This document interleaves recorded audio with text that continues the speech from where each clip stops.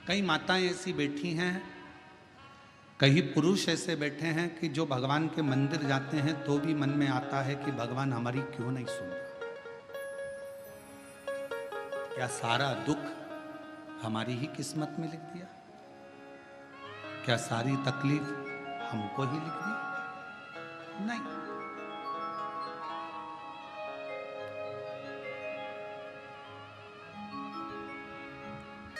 तेरे मंदिर में आना मेरा काम है और मेरी बिगड़ी बनाना तेरा।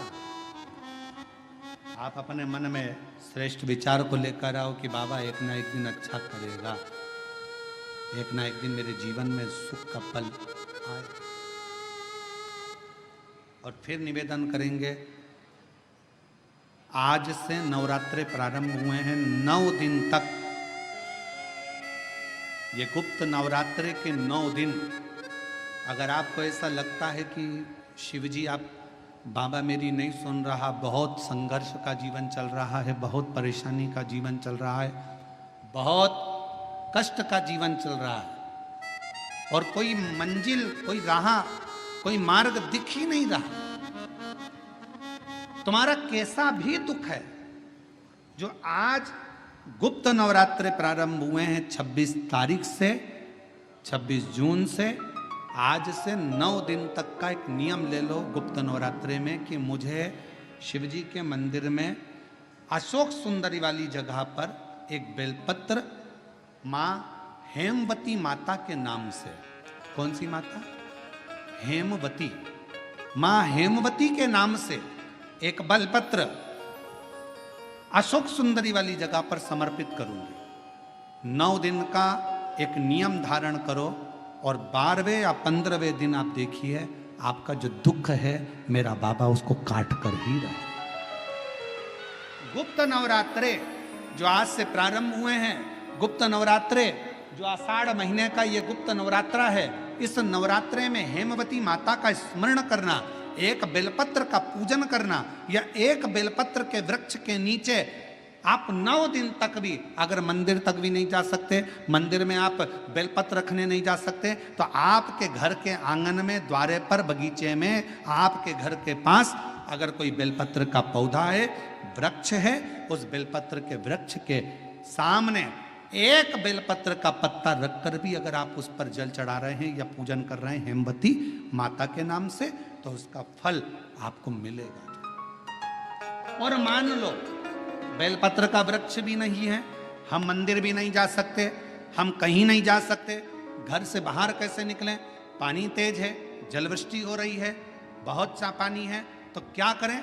अपने घर में जो शिवलिंग है, तुम्हारे घर में अगर जो शिवलिंग है, तुम्हारे घर में जो शिवलिंग विराजमान है, उसी शिवलिंग के साक्षी में, सम्मुख में भी अगर हेमवती माता का नाम लेकर अगर एक बेलपत्र समर्पित करोगे 9 दिवस तक, तो उसका फल मिलेगा जरूर, उसका जल, उसका फल मिलेगा। फिर से बोलो, कौन माता? हेमवती। कौन है ये? शिव महापुराण की कथा कहती है, जब माता पार्वती जी हिमालय राज के घर में प्रगटी और हिमालयों की कंदरा में बैठकर मां पार्वती जी तप साधना में लीन हुई, जितनी परीक्षा भगवान शंकर ले सकते थे, शिव जी ने सारी परीक्षा ली। ब्रह्मदेव परीक्षा लेने आए, भगवान नारायण परीक्षा लेने आए, इंद्रदेव आए, सप्तऋषि आए, सारे साधु संतों को परीक्षा लेने भेजा, पर मां उन परीक्षाओं में पास होती चली गई। तब भगवान शंकर ने दर्शन देकर कहा, पार्वती आज से तुम्हारा नाम हेमवती रहेगा। सुनो पार्वती, तुम्हारे इस नाम की आराधना जो तुम्हारे गुप्त स्वरूप में करेगा, उसको मनवांछित फल की प्राप्ति हो जाएगी। और वो फल, आज कथा अगर प्रारंभ हुई है और आप लोगों को मौका मिला है, तो इस कथा का स्मरण अपने जीवन में जरूर करें। क्या पता भोलेनाथ जी ने बेजापुर वालों पर भारी कृपा करी है, बहुत बड़ी कृपा करी, जो नवरात्र में कथा मिली और आप लोगों को ये कथा का चरित्र श्रवण करने को पहले दिन ही मिल गया। बीच में मिलते तो 2-3 दिन निकल गए होते।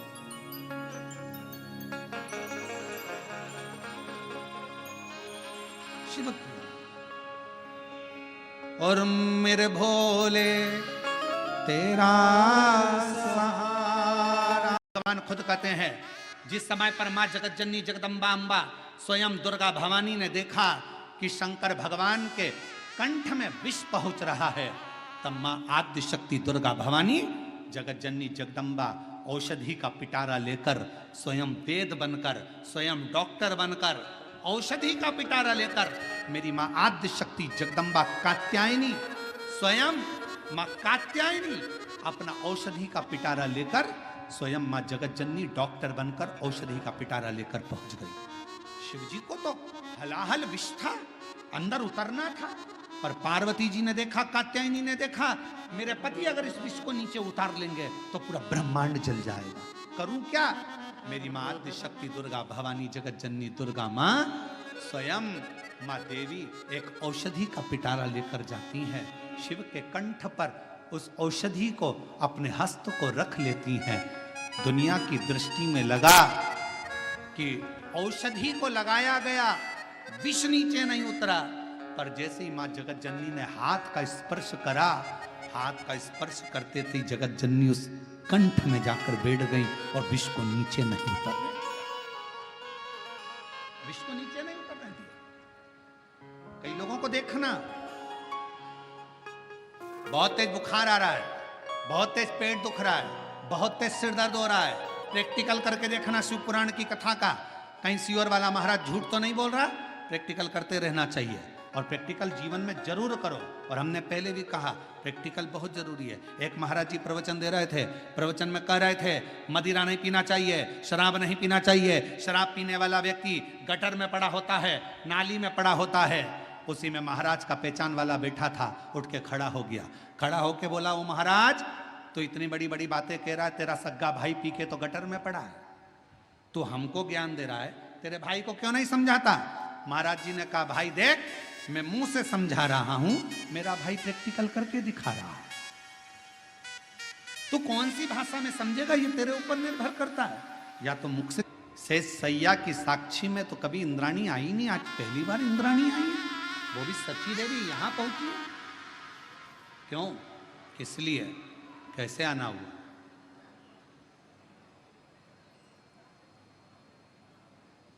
सची देवी ने हाथ जोड़कर कहा, प्रभु मेरे मन का एक संशय है, मेरे मन में बहुत दिनों से एक संशय चल रहा है। मैं पृथ्वी पर गई थी, मृत्यु लोक में गई थी, और पृथ्वी पर भ्रमण करते करते गांव में पहुंच गई। वहां पर एक ब्राह्मणी से मेरा मिलना हुआ, उसने मुझे निवेदन करा है, बस भगवान से पूछना कि मेरी किस्मत में औलाद नहीं।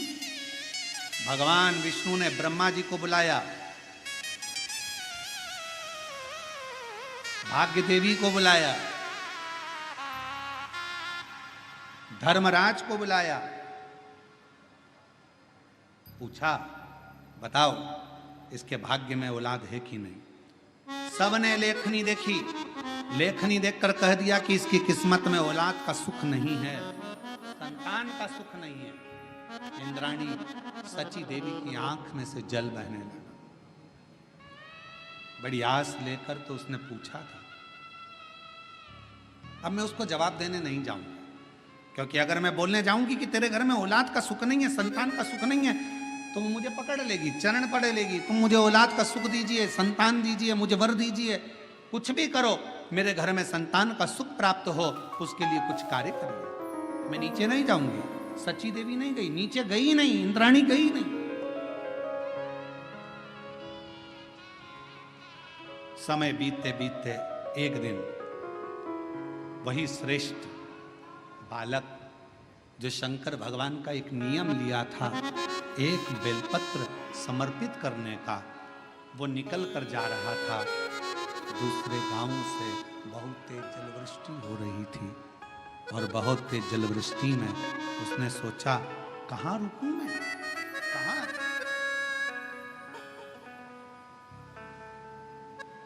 इतना तेज पानी गिर रहा है, जलवृष्टि हो रही है, जाऊं तो जाऊं कहाँ?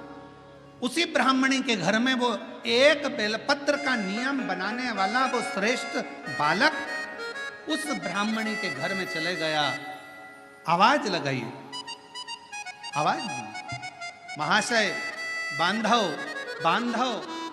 मैं गीला हो रहा हूं, बहुत तेज जलवृष्टि है, द्वार खोलिए, दरवाजा खोलिए। दरवाजा खोला गया, अंदर प्रवेश किया। मुझे प्यास लगी है, पानी पिलाया।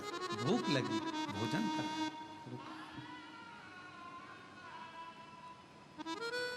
ब्राह्मणी ने भाव से भोजन भी कराया, पानी भी पिलाया। समय निकला, जाने लगा। ब्राह्मणी की आंख में आंसू था। पूछा, मां आप रो रही हो? क्यों? किस लिए? मेरे घर में औलाद नहीं। अरे तो क्यों चिंता करना? क्यों चिंता करना? शिव है ना, शंकर का नाम जपना प्रारंभ करो, तुम्हारे घर में औलाद जरूर आएगी, ये पक्का है। मैं कहता हूं ना मां, तुम्हारे घर में औलाद जरूर आएगी। तुम क्यों चिंता करती हो? चले गया बालक। 4 महीना निकला, ब्राह्मणी का गर्भ ठहर गया। गर्भ ठहर, बच्चे ने जन्म ले लिया। नगाड़े बज रहे हैं, किलकारियां गूंज रही है, पूरा गांव सजाया गया है। ब्राह्मण के घर में इतने सालों के बाद औलाद हुई है। पूरा गांव सजाया गया, नगाड़े बजे, लड्डू बांटे गए, खूब धूम मची।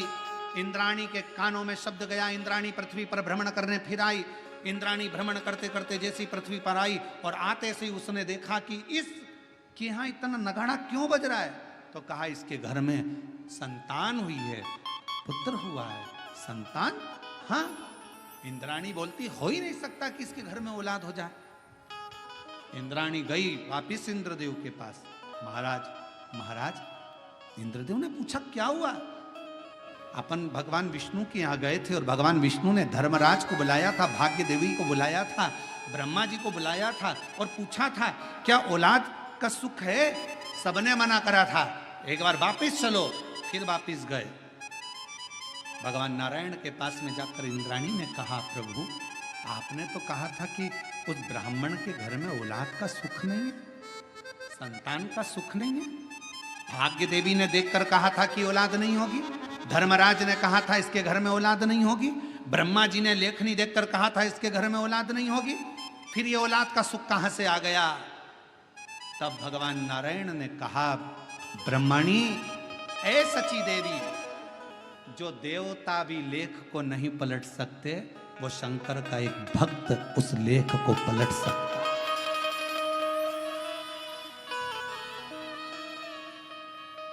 जो लेख देवता भी नहीं पलट सकते। देवता का काम है भाग्य लिखना, शिव जी का काम है भाग्य को पलट देना।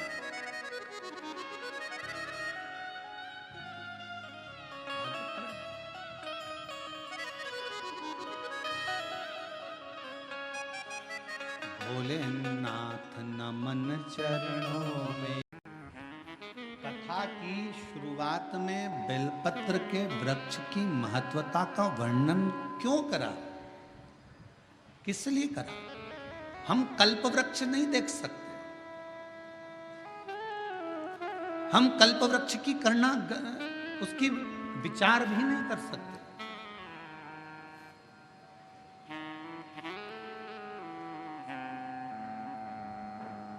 हम कल्प वृक्ष को अपने घर पर लेकर भी नहीं आ सकते। पर शिव पुराण की कथा कहती है, भगवान शंकर का चरित्र कहता, शिव तत्व कहता कि यदि एक बेलपत्र का वृक्ष हम अपने घर में लगा लेते हैं, बगीचे में लगा लेते हैं, या किसी भी स्थान पर यदि हमने जिंदगी में एक बेलपत्र का वृक्ष लगा लिया, तो ये मानकर चलना कि तुमने कल्प वृक्ष की कामना कर कर उस वृक्ष को लगाया, अपने जीवन में कुछ अच्छा फल प्राप्त करना, कुछ अच्छा प्राप्ति के लिए। कितना महत्व है एक बेलपत्र का महत्व। एक शिव महापुराण का एक बड़ा सुंदर प्राचीन संवाद है कि एक बालक एक गांव में रहता था जिसका नाम था श्रेष्ठ। जन्म हुआ, माँ चली गई, थोड़ा बड़ा हुआ, पिता चला। ग्रामीण क्षेत्र में रहने वाला, उसको मालूम नहीं, गांव के लोगों ने उसका पालन पोषण करा, श्रेष्ठ श्रेष्ठ श्रेष्ठ श्रेष्ठ सब उसको पुकारते थे। बच्चा छोटी सी अवस्था से ही गांव के लोगों को शिवालय में सेवा करता हुआ देखता, शंकर की आराधना करता हुआ देखता, तो उसका मन भी शिवमय हो गया। हमारे घर के जो संस्कार होते हैं वो हमारे सामने प्रकट होते हैं।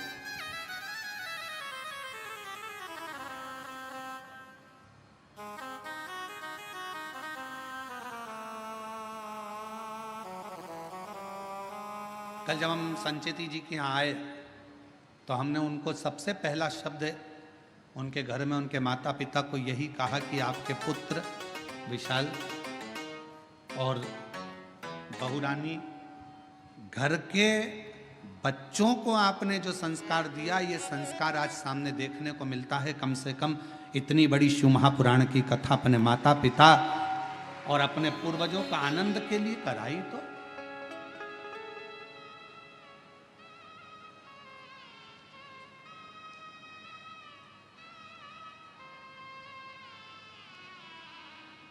नहीं तो आज के जमाने में बच्चे और शिवपुराण कराना, श्रीमद् भागवत कराना सरल है, रामायण कराना सरल है, पर शिवपुराण की कथा कराना सरल है।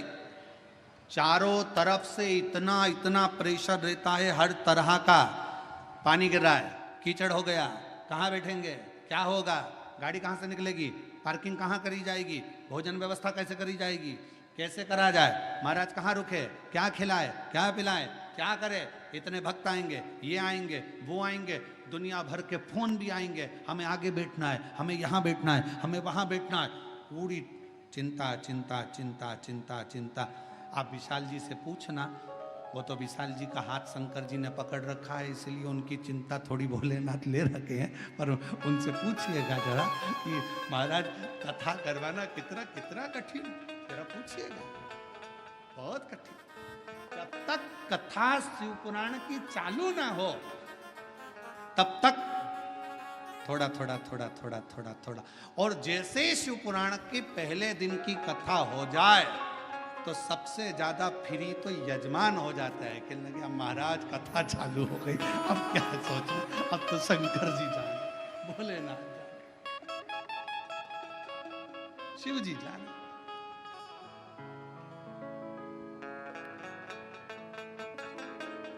और हम तो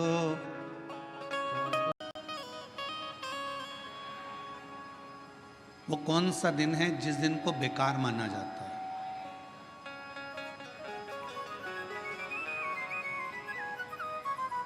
शिव महापुराण की कथा कहती है दुनिया का सबसे बेकार दिन उस दिन माना जाता है जिस दिन आपके चेहरे पर मुस्कुराहट ना हो और आपके मुख पर भगवान का नाम ना हो।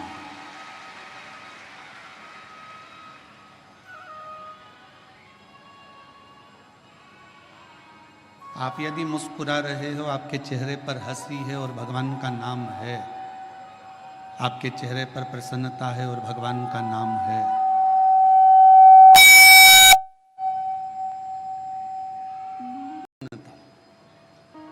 और तो और हमने शिव महापुराण की कथा के माध्यम से पहले भी आपको कहा, आप एक लोटा जल शिव जी को नहीं चढ़ा सकते।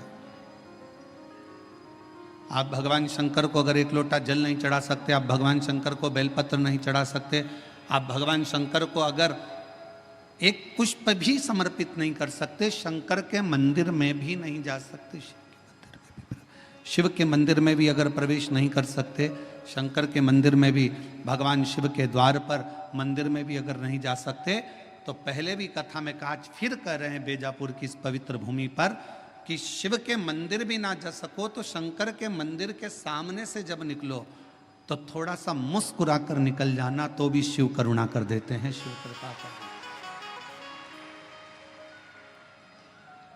थोड़ा सा मुस्कुरा कर निकले, थोड़ा सा मुस्कुरा कर निकलोगे तो भी भगवान शिव करुणा कर देते हैं।